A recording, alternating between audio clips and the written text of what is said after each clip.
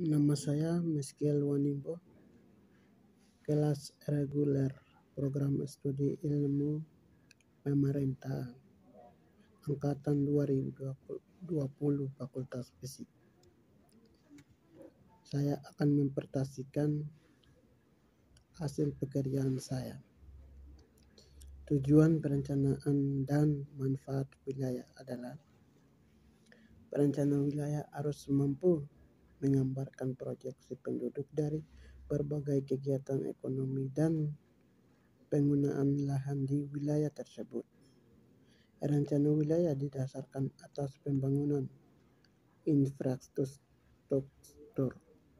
Harapan ke depannya, infrastruktur tersebut mampu mempercepat mengembangkan suatu wilayah.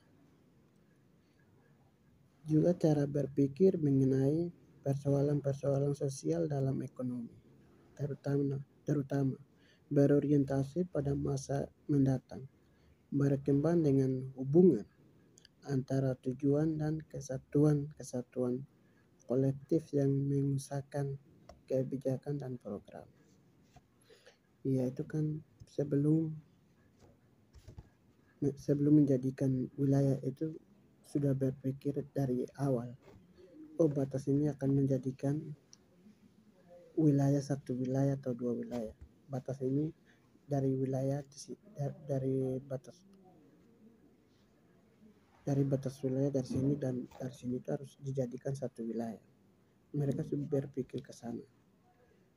Bahwa sudah jadi lama kelamaan masa yang mendatang sudah jiwanya di situ sudah jadi banyak, lahannya sudah jadi semakin banyak, ya sudah merencanakan, jadi sudah jadikan satu wilayah begitu. Kalau yang dimaksud dengan manfaat itu, untuk manfaatnya ke depannya, untuk tidak ada yang disahkan untuk wilayah itu, tidak ada untuk sia-sia, tapi ke depannya itu untuk menjadi pemimpin atau untuk dijadikan hasil yang dari wilayah itu harus begini, nanti begini itu sudah perencanaan. Makanya mereka menjadikan wilayah satu wilayah.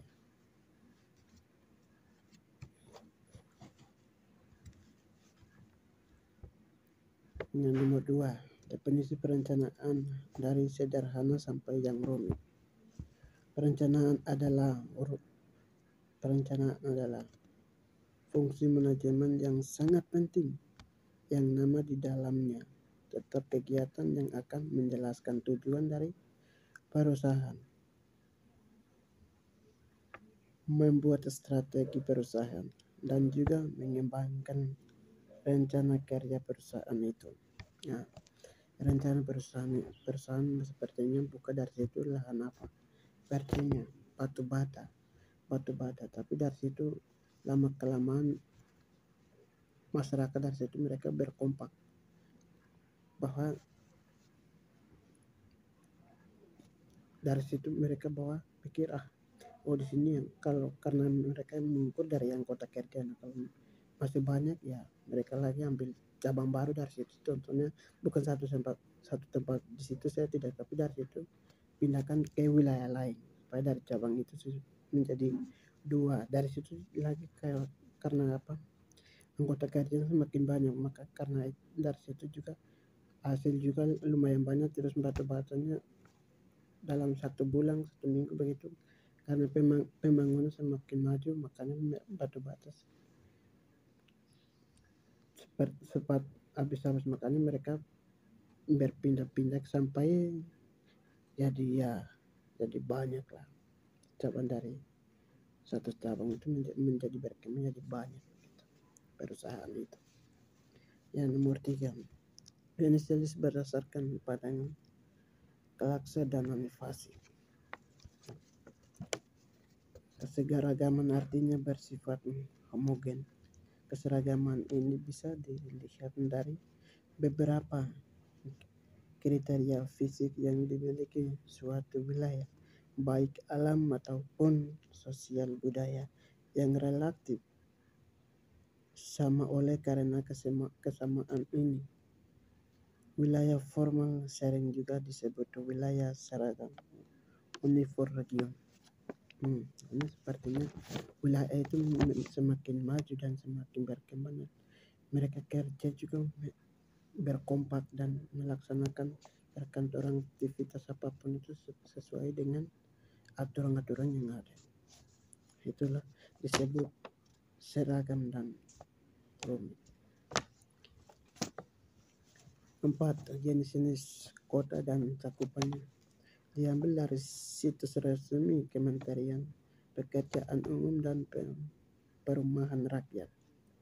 Bagian wilayah kota adalah satuan zonasi pada kawasan perkotaan yang dikelompokkan.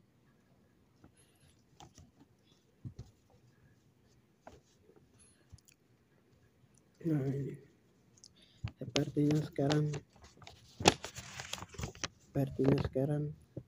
ya sepertinya lihat di suatu wilayah itu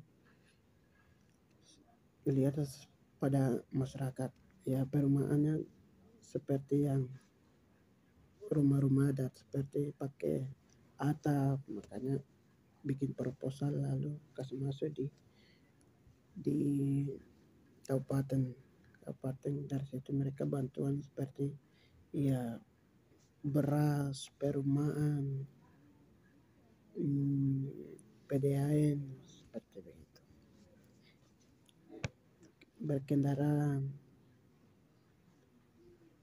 ya seperti itu. Iya, nomor 5 pendapat terkait masing-masing kota dan tempat saya berdomisili teori perencanaan. Jadi sekarang asal saya itu dari Kabupaten Lanijaya yang biasa disebut wilayah adatnya Lapago. Karena ya dari atas mungkin ya dari ibu kota Kabupaten Lanijaya itu kan Tiom. Jadi ya di ibu kota Tiom itu sudah sekarang ojek sebenarnya transportasi ojek tuh kayak macam standar itu 10-nya tidak ada. Standar ojeknya tuh mereka harga ojeknya itu standar sampai 20 ke atas saja, tapi 30 itu tidak, hanya 20 saja. Seperti kasus contohnya di sini dari kampus atas ke lampu merah saja itu sudah 20, tidak ada 10 di atas, tapi mereka bilang 20 karena mereka bilang pertimbangkan dengan jalan. Ya, dan apalagi kalau dari situ sudah kemana-mana itu tidak ada standar 20, makanya dari situ tuh kemana-mana itu semuanya 50, 100, 150 dan 200 kayak begitu, karena mereka ukur tuh di jalannya itu batu-batu lepas, timbun batu-batu yang besar-besar, mereka ojek karena mengukur harga uang ojek juga patokan di jalan. Kayak itu di transportasi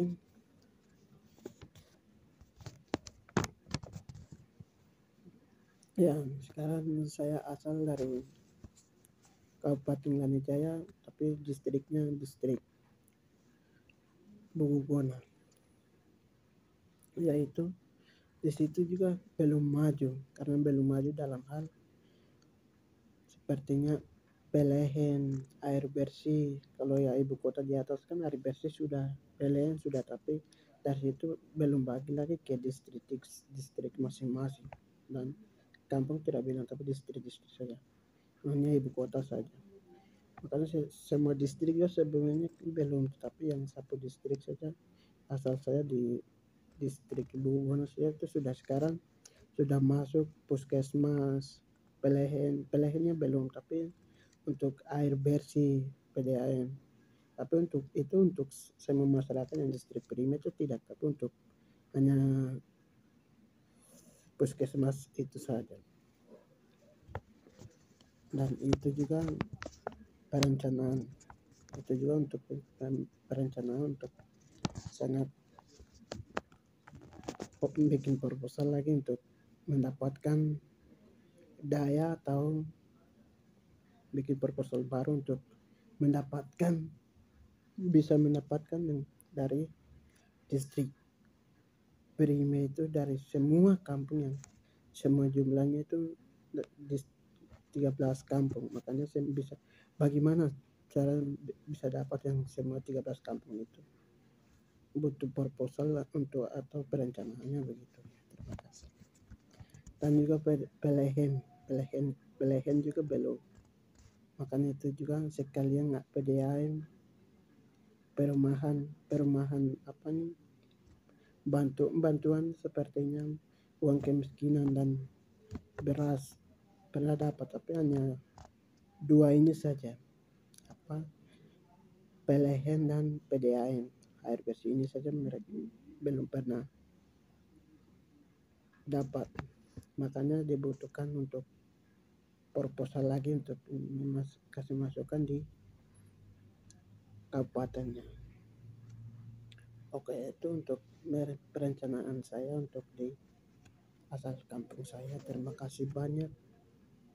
Sekian dan terima kasih hasil presentasi saya dari sini. Wah.